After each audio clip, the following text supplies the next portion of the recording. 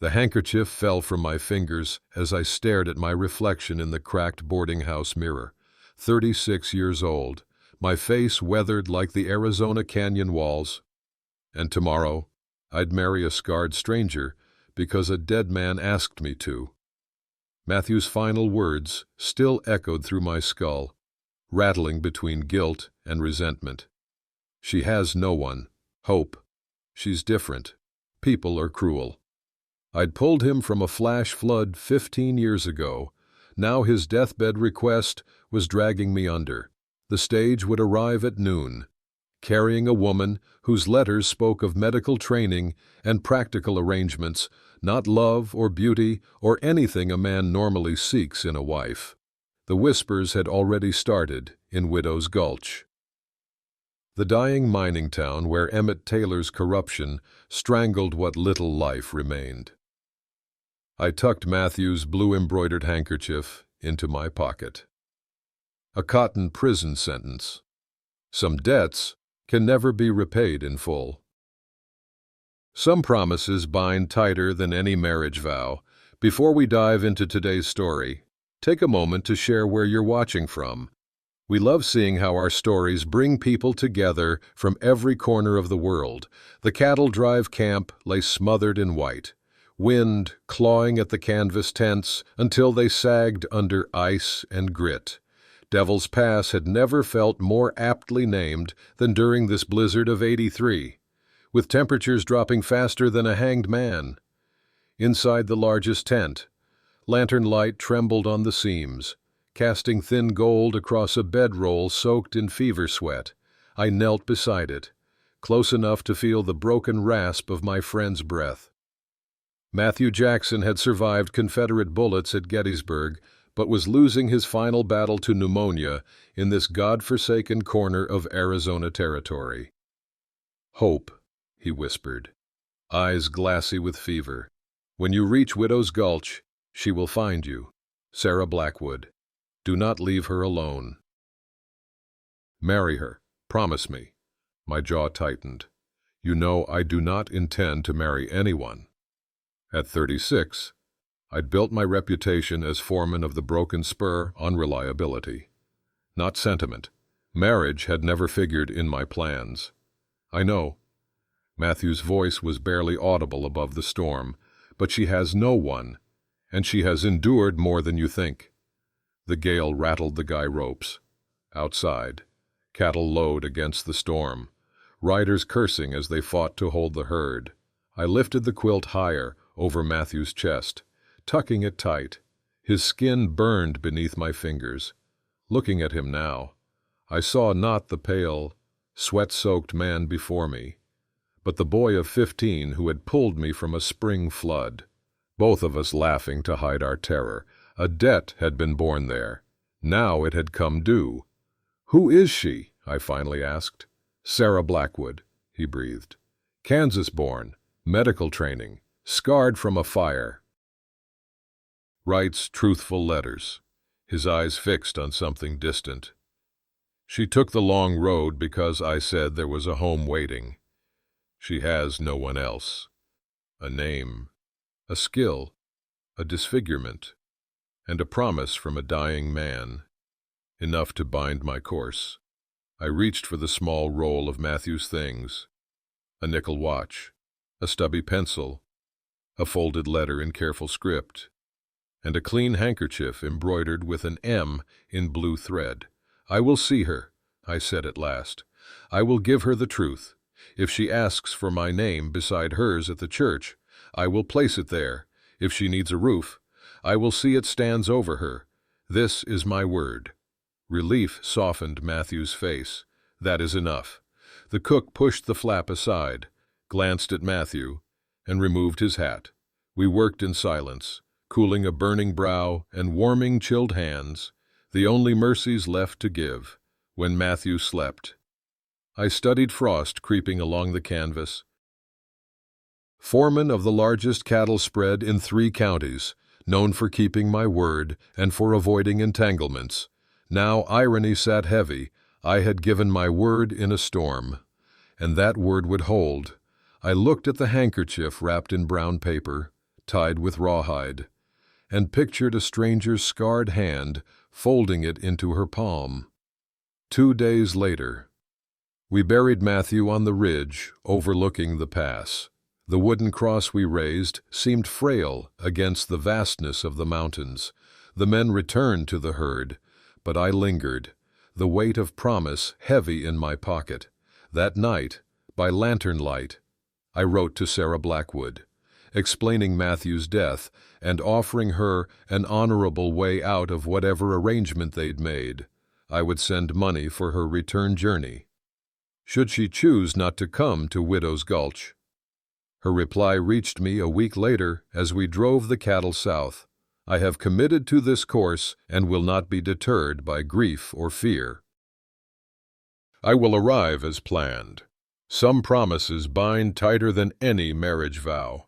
Widow's Gulch appeared like an afterthought of civilization, a collection of weather-beaten buildings clinging to the walls of a narrow canyon. Once a silver boomtown, it had withered after the mines played out, leaving behind empty storefronts and hollow-eyed residents. The remaining businesses, Murphy's General Store, the Half Moon Saloon, Doc Miller's questionable medical practice, survived on the stubborn persistence of those who couldn't or wouldn't leave. Heard Jackson's intended is arriving today, Silas Jenkins said, pouring whiskey at the Half Moon's scarred bar. That true? Hope?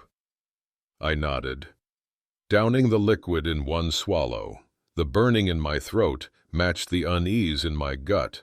What's she like? Jenkins pressed. Don't know much myself, I replied, which was partly true. Her letters revealed education and practicality, but little else.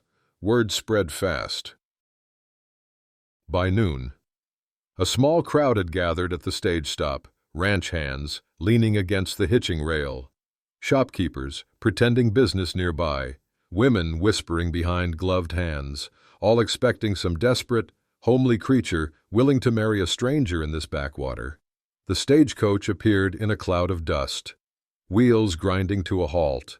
The driver, a leathery man named Chambers, spat tobacco juice before calling down. One passenger for Widow's Gulch. When the door swung open, the woman who stepped down defied expectations. She stood straight-backed in a dark gray traveling dress, her chestnut hair neatly pinned beneath a modest hat. A web of scars covered the left side of her face from temple to jaw, pulling her eye and mouth slightly askew. But it was the steady assessment in her gray eyes that caught my attention. No hint of shame or desperation, just calm appraisal. "Mr. Callahan," she said, voice clear and direct. "I am Sara Blackwood." I touched my hat brim. "Miss Blackwood, my condolences for Matthew." She studied me carefully, then said loudly enough for all to hear, "Before we proceed, I need to know if your promise was given only from pity. If so, I will refuse it here and now." The onlookers fell silent, straining to catch my answer. I felt their stares, some curious, some amused. "My word stands," I said simply. "What I promised Matthew, I'll honor." Something in her expression shifted. Not relief, but confirmation. "Then we have arrangements to discuss." We walked to the boarding house, her slight limp barely noticeable as she carried her own valise despite my offer to take it. In the privacy of the dining room, she spoke first. "I was a field nurse during the war. That's how I met Matthew. I treated him after Gettysburg. We corresponded for years." She touched her scarred cheek, briefly. "When the fire took my family's home and left me like this, he was the only one whose letters didn't change. And he suggested you come west," I supplied. "He said there was work for someone with medical knowledge, that people here care more about what you can do than how you look." A faint, ironic smile touched her lips. "Is that true?" Mr. Callahan? Some will care, I answered honestly. Others are desperate enough not to. We're 3 days from the nearest doctor. She nodded, unsurprised. And what about you? What do you care about? Keeping my word, I said, respecting Matthew's judgment. That's not an answer about me, she observed. No, I agreed. It isn't. Our wedding 3 days later was brief and businesslike. Judge Patterson read the necessary words in his dusty office while Doc Miller and Mrs. Jenkins witnessed. No rings were exchanged. Sara had declined my offer to purchase one, preferring I save the money for medical supplies. That night at the boarding house, awkwardness descended as we faced the narrow bed. I'll sleep on the floor, I offered. That's unnecessary, Sara replied practically. The bed is large enough if we're careful. We lay back to back, a careful space between us, both awake long into the night. By morning, that invisible boundary remained uncrossed. I was learning that Sara Blackwood was a mystery with more layers than I'd bargained for, and Widow's Gulch was about to discover the same. The old livery would make a suitable clinic, Sara announced over breakfast, her gray eyes bright with purpose. It has good light and a water pump. I set down my coffee cup. It belongs to Emmett Taylor now. Then I shall speak with Mr. Taylor. Before I could warn her properly, she was crossing the street, her limp more pronounced after a night on the hard mattress, but her back straight as ever. Taylor stood outside the abandoned building with 2 of his men, cataloging crates. His fleshy face registered first surprise, then amusement at Sara's approach. "Well, if it isn't Callahan's new bride," he drawled. "Come to show off your pretty face?" I was halfway across the street when Sara replied, her voice steady. "Mr. Taylor, I understand you own this building? I'd like to discuss leasing it for medical purposes." Taylor's laugh was ugly. "You think folks want to be doctored by that?" He gestured at her face. "This building isn't for rent. I've got plans for a private gentleman's club." "You mean a brothel?" Sara said flatly. Taylor's eyes narrowed. "I mean a business that will profit, unlike some charity hospital for miners and Indians. When one of your gentlemen gets stabbed or contracts disease, they'll be grateful for my services." Sara countered. "Listen, you ugly bitch," Taylor began. My fist connected with his jaw before I'd formed the conscious thought to strike. He sprawled backward, blood spurting from his split lip. "You're dead, Callahan," he snarled. "You and your freak wife both." Sara was silent as we walked away.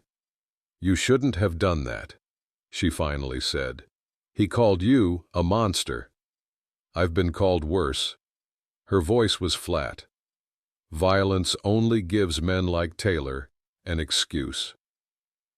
Within days, Sara had established her practice in the old assay office instead, cleaned and outfitted with shelves I built from scrap lumber. Word spread cautiously at first. A miner with a crushed finger, a ranch hand with a festering wound. Sara treated them with quiet efficiency, charging only what people could afford. But Taylor's retribution began almost immediately. Medical supplies she ordered went missing. Rumors spread that she practiced witchcraft learned from Apaches. The confrontation I'd feared came the night Juanita Morales went into difficult labor. Her husband, Miguel, worked as a cleaner at Taylor's saloon. But in desperation, he came for Sara despite Taylor's standing orders against it. "The baby is wrong," he gasped. "Not coming right." Inside their one-room shack, Juanita lay gray-faced on a narrow bed. Sara assessed the situation with one glance. "The baby is breech," she told me, rolling up her sleeves. "I need hot water and clean cloths." For 2 hours, I watched Sara work with focused intensity.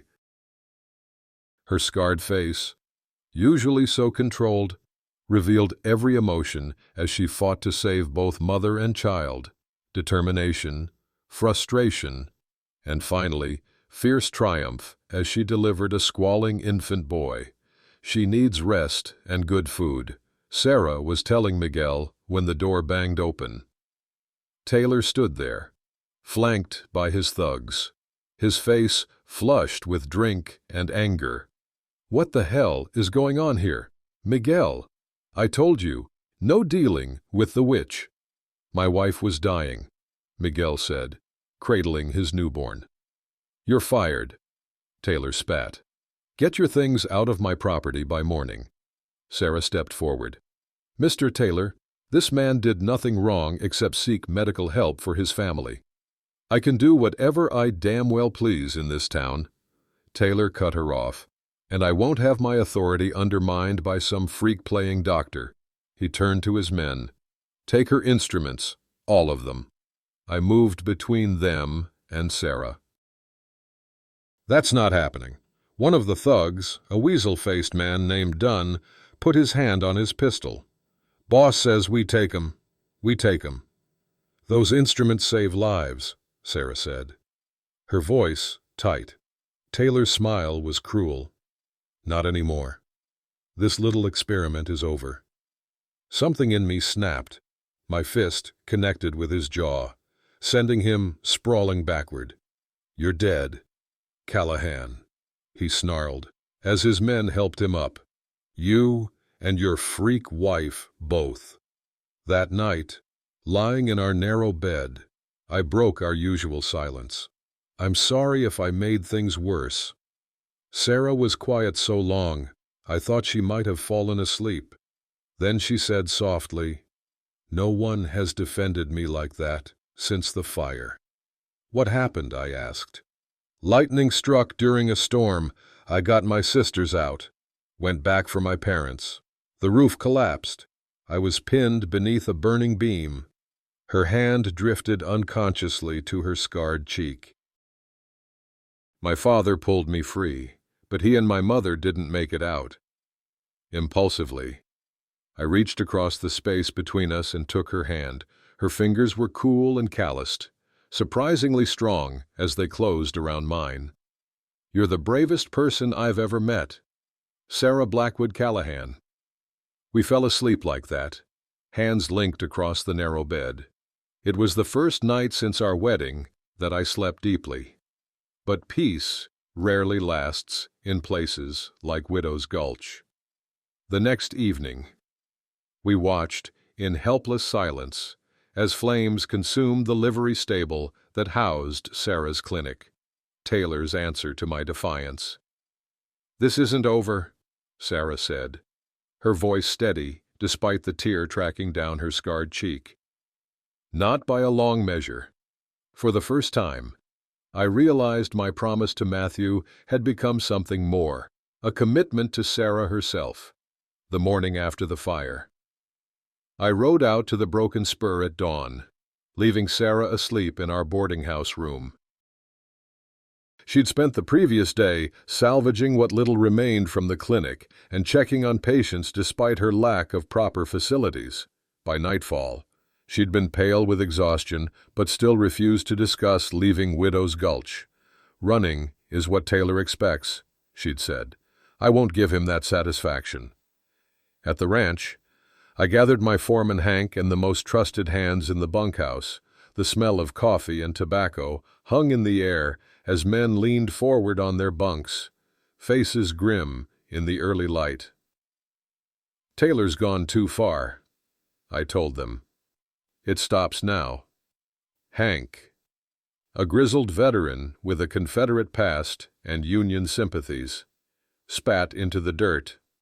"About time, boss. That snake's been asking for it." I outlined what I had in mind: economic pressure through boycott of Taylor's businesses, spreading word to other ranches to avoid his freighting company, gathering evidence of his corrupt dealings. Not violence, not yet, but the kind of pressure Taylor would feel most acutely: his pocketbook. "And if that doesn't work?" Luis, our youngest rider, asked. I didn't answer directly.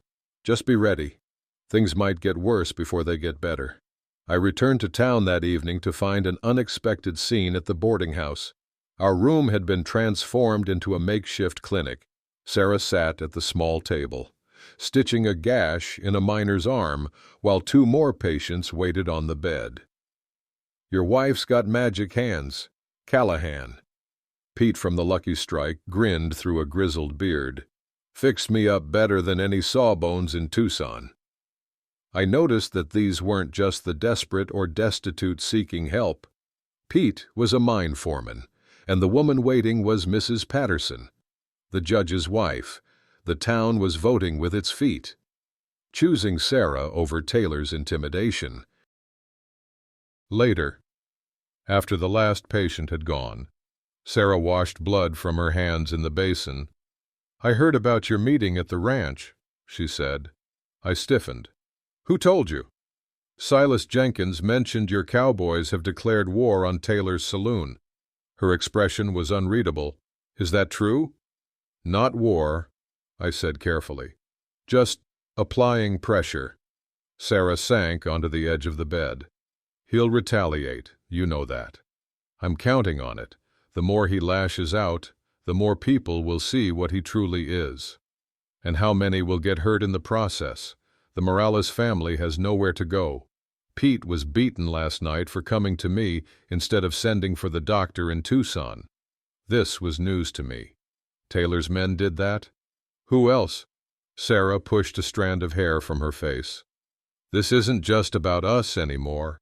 Hope, the whole town is being forced to choose sides. Isn't that good? People standing up instead of cowering?" "It's dangerous," she countered. "These people aren't soldiers." Sara was silent for a moment. Then she said, "There's something I haven't told you about Matthew." The sudden change of subject caught me off guard. "What about him?"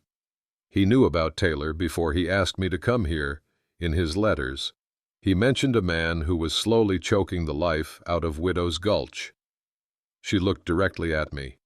"I think Matthew wanted me here not just for medical purposes, but because he knew I wouldn't back down from someone like Taylor."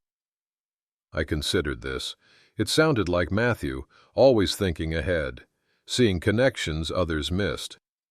Why wouldn't he just tell me directly to deal with Taylor? I wondered aloud. Sara's smile was sad.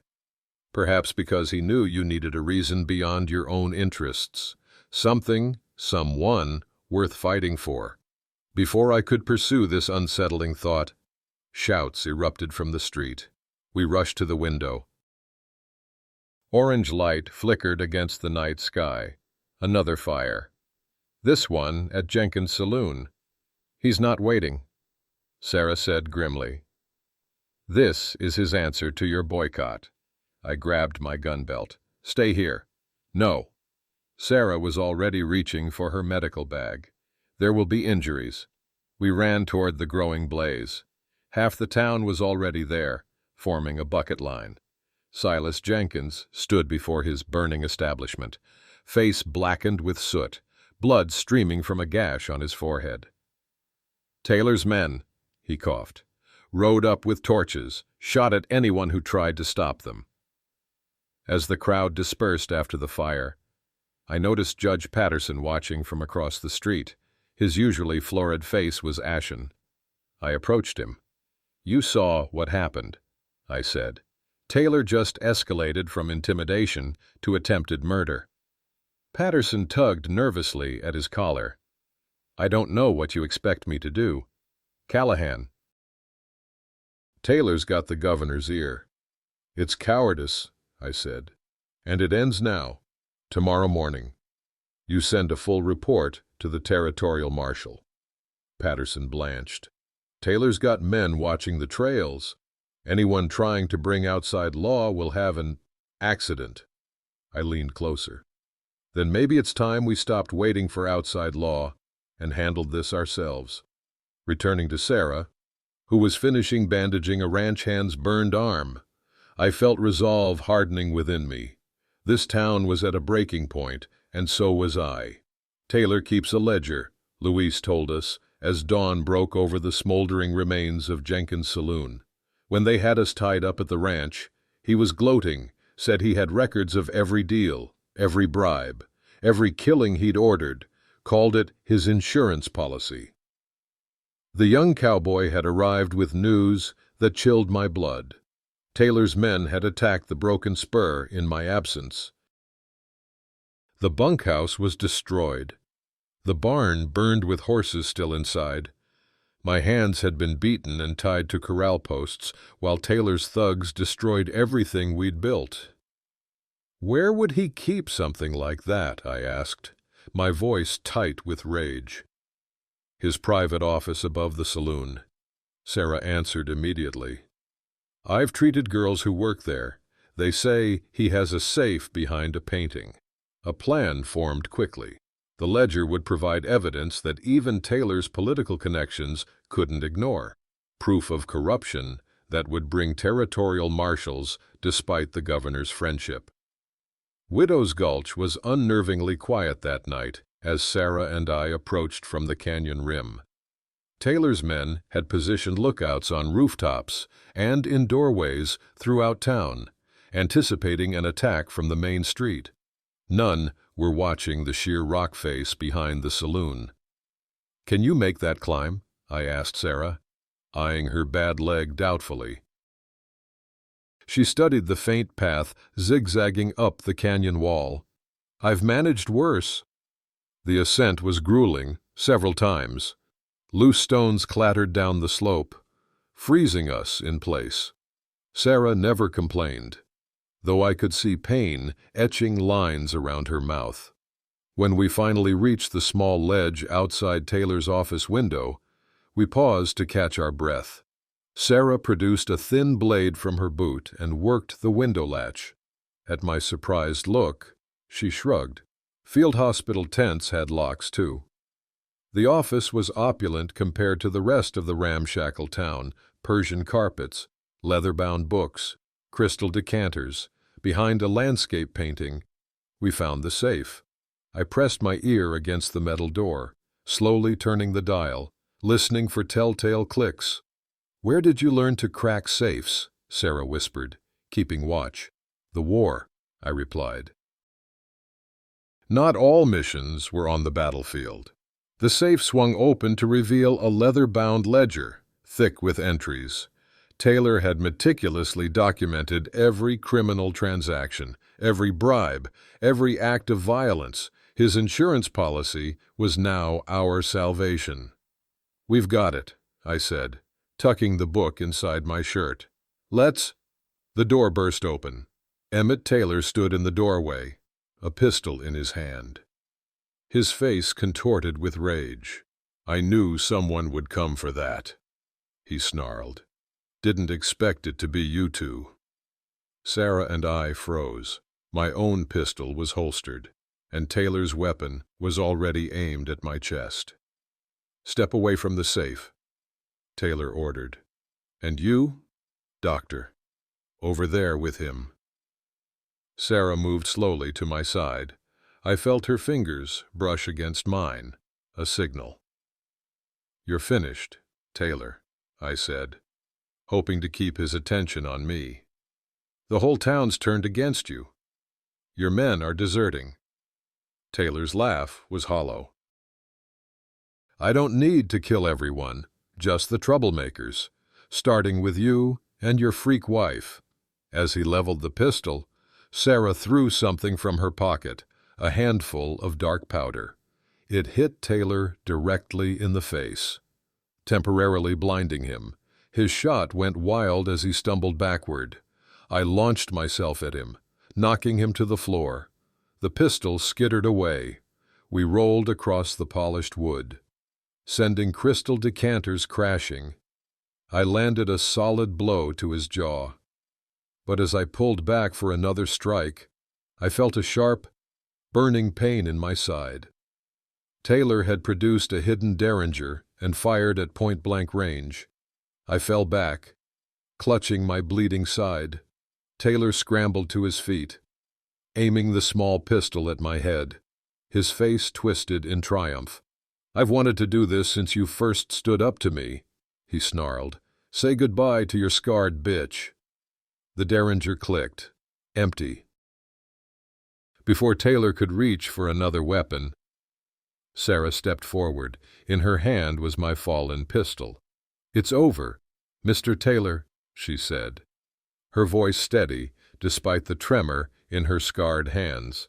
Taylor's face contorted with rage and fear. "You wouldn't dare shoot me. You're a healer." "I am," Sara agreed, "but I'm also a survivor." Taylor lunged for her. The pistol roared in the confined space. Taylor staggered back, a look of disbelief on his face as red bloomed across his expensive vest. He collapsed against the desk, then slid to the floor. Sara immediately dropped the gun and moved to my side, examining my wound with clinical detachment. "Missed anything vital," she reported, "but you're losing blood."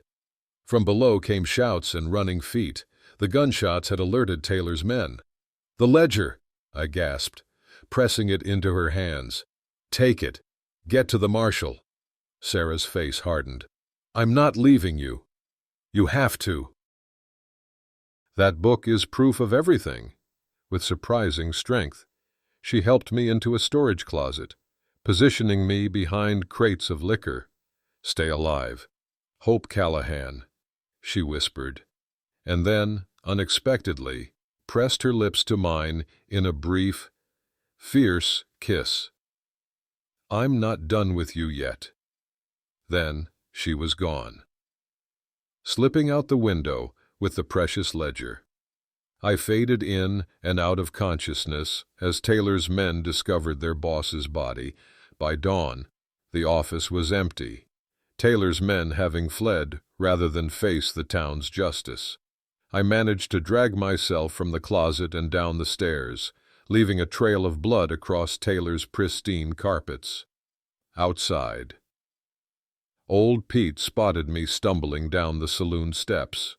"Callahan," he shouted, rushing to support me. "Where's the doc?" "Gone after the marshal," I managed, before darkness claimed me. "With proof. Taylor's dead." A cheer went up from the gathering crowd. It was the last thing I heard. I woke to the familiar sensation of Sara's cool hands on my forehead. Sunlight filtered through unfamiliar windows, Doc Miller's rarely used infirmary, from the smell of whiskey and carbolic. "Welcome back," Sara said softly. "You had us worried." "How long?" My voice rasped like sandpaper on wood. 3 days. She helped me sip water from a tin cup. "The bullet tore through muscle, but missed vital organs. You lost a lot of blood." Memory rushed back. Taylor's office, the ledger, Sara's unexpected kiss before she fled with the evidence. "The marshal? Did you reach him?" Sara smiled, the expression transforming her scarred face. "Better. The territorial governor arrived yesterday with a contingent of lawmen. Taylor's ledger contained evidence of corruption reaching all the way to Tucson. Half the territorial officials are being arrested." Relief washed through me, followed immediately by concern. "And the town?" "Rebuilding." "Taylor's properties have been seized by the territory." She took my hand, her fingers interlacing with mine. "The governor has offered a reward for bringing down Taylor's operation, enough to rebuild the broken spur, with money to spare." I noticed she was wearing Matthew's handkerchief, the embroidered M visible at her wrist. "Did I imagine it?" I asked hesitantly. "Or did you kiss me before you left?" A blush crept up her unscarred cheek. "You didn't imagine it." "Good," I said, "because I'd like you to do it again. Properly this time." Sara laughed, a sound I realized I'd rarely heard from her. "Is that an order, Mr. Callahan?" "A request," I said. From a man who's only now realizing how lucky he is that his friend made him promise to marry the bravest woman he's ever known. She leaned down, her face close to mine. I think we're both lucky Matthew was a better matchmaker than either of us knew. This time, our kiss was neither hurried nor brief. It was a beginning, not an ending, a promise of our own making. Recovery was slow but steady under Sara's care. By the time I could walk without assistance, Widow's Gulch was transforming. A town meeting had established a citizens' committee to distribute Taylor's seized properties fairly.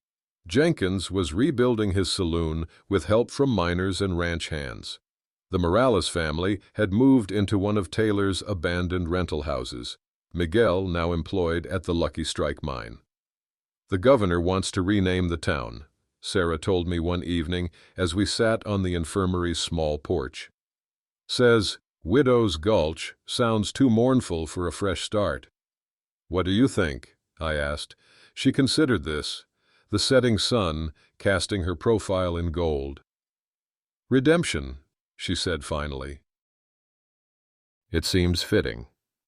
A week later, as I sorted through Matthew's few possessions that had survived the ranch attack, I found something unexpected, a sealed letter hidden in the back of his watch case. It's addressed to both of us, I told Sara. Showing her the envelope, we opened it together, reading Matthew's familiar scrawl, Hope and Sara. If you're reading this, then things have unfolded as I hoped, though likely not without struggle. I've watched Taylor strangle the life from Widow's Gulch for years, buying property, controlling commerce, corrupting officials. I lacked the strength to fight him alone, but I recognized in each of you the qualities needed, Hope's unwavering honor and Sara's fearless conviction. Forgive my manipulation if you can. Sometimes a matchmaker must consider more than just compatibility. Sometimes a community needs champions who don't yet realize their own strength. You were never meant to be just husband and wife by arrangement, but partners in something greater. Whether you've found love along the way is your business, but I hope you've at least found in each other what I always saw, two halves of the same remarkable whole. With affection and faith. Matthew Jackson. Sara's fingers trembled slightly as she refolded the letter. He engineered all of this from the beginning. Are you angry? I asked. She thought for a moment. No, surprised, but not angry. He gave us both something we needed, even if we didn't know it. She looked up at me. What about you? I made a promise to a dying friend, I said, taking her hand. I ended up with a wife, a purpose, and a chance to build something that matters. Seems like a fair trade. 1 month after Taylor's death, we renewed our vows in the small church at the edge of town, this time surrounded by the community we'd helped save. When the Reverend asked if I would take this woman as my wife, my I do wasn't an obligation fulfilled, but a privilege claimed. The kiss we shared afterward sealed not a transaction, but a partnership freely chosen, one that had been tested by fire and emerged stronger for it. 1 year later, I stood on the porch of the newly rebuilt Broken Spur ranch house, watching the sunset paint the canyon walls in shades of crimson and gold. The sound of women's voices drifted through the open window, Sara hosting her weekly medical training for local women, teaching them basic nursing skills and midwifery. The ranch had risen from ashes stronger than before. New corrals contained improved breeding stock from Texas. Fields that once grew only sparse grays now included 10 acres of experimental flax that Sara had insisted would turn a profit when woven into linen. The main house was larger, with a dedicated medical room where Sara treated special cases. In town, now officially renamed Redemption, similar transformations had occurred. The mines operated under cooperative ownership. with profits shared among workers. A proper schoolhouse had been built. Even Doc Miller had sobered up enough to assist Sara with more complex procedures. Sara emerged from the house, wiping her hands on her apron as the women filed out, thanking her as they collected their belongings for the journey back to town. "Good session?" I asked as she joined me at the railing. "Very. Juanita Morales has a real gift for medicine. I'm teaching her to read medical texts." She leaned against me, fitting perfectly under my arm. "How was your day?" "Productive." Signed the final papers for the grazing rights north of the canyon. We stood in comfortable silence, watching the last wagon disappear down the trail. The scars on Sara's face had faded somewhat over the past year, though they would never vanish completely. I found I no longer noticed them, except as a testament to her resilience. "I had a letter from the governor today," I said after a while. "He's appointed a permanent marshal for redemption. Says we've become something of a model for the territory, a town that pulled itself out of corruption and built something better." Sara smiled. Matthew would be proud. At the mention of his name, I reached into my pocket and pulled out a small package wrapped in familiar brown paper. "I've been meaning to give you this." She unwrapped it carefully. Inside was Matthew's handkerchief, the blue M now complemented by an embroidered H and S on either side, all three initials linked by a delicate thread. I had Mrs. Patterson add to it, I explained. Seemed fitting, somehow, the three of us connected. Tears shimmered in Sara's eyes as she traced the letters with her finger. "It's perfect." I took her hand, feeling the simple gold band I'd placed there 6 months earlier, when we'd renewed our vows, not out of obligation this time, but out of love freely chosen. "Do you ever wonder," I asked, "if Matthew somehow knew how this would all turn out? If he orchestrated everything, bringing you here, making me promise to marry you, knowing we'd eventually confront Taylor together?" Sara considered this, her expression thoughtful. "I think he knew we were both stronger than we believed ourselves to be, that together we might find not just the courage to fight a battle, but the vision to build something lasting afterward." She tucked the handkerchief into her pocket, patting it gently. "Matthew gave us a beginning. But this," she gestured to the ranch, the distant town, the life we'd created, "this we built ourselves." Inside the house, a clock chimed the hour. The evening star appeared above the canyon rim, bright against the deepening blue. Another day ending in peace, another night beginning in companionship.